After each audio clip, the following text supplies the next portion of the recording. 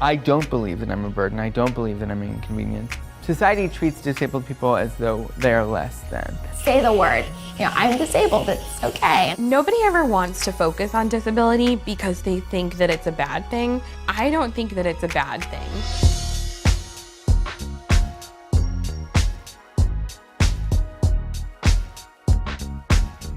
My disability is called Larsen syndrome. It is a genetic joint and muscle disorder. So I wear a tracheostomy tube, it helps me breathe, and I have it due to vocal cord paralysis. I have cerebral palsy and I walk with a walker. If you have questions about that, happy to answer them.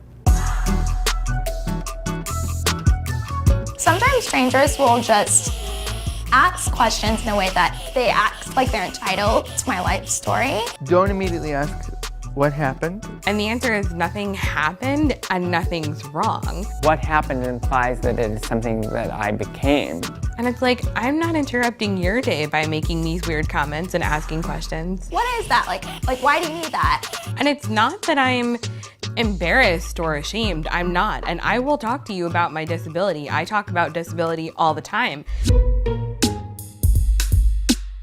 I would prefer if people didn't pretend like my disability doesn't exist. No, I have a disability and I'm okay with that. When you're using terms like differently abled, you're actually erasing the fact that disability is a part of my identity.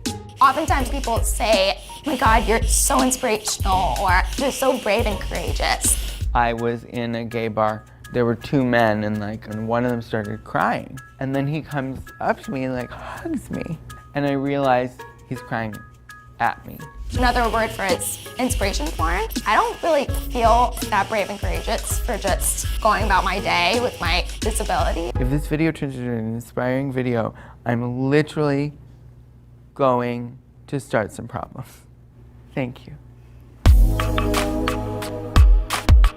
Don't make assumptions about what I can and can't do. It is assumed that we are not in control of our bodies, and that's just complete bullshit. People often try to help me without asking first. The correct way to ask if somebody would like help is to say, would you like some help? The next step is to say, what is the best way to help you? For example, if I'm putting my coat on in public, I have a certain way of putting my coat on, and then someone will come up, grab the coat while I'm in the middle of putting it on, and say, oh, let me help you with that. And I said, how about you say, can I help you with that? Ask, ask, ask, and don't assume that you know. There are lots of questions about what you can and can't do in the bedroom. There are just kind ways to frame those questions. Basically saying can you get hard?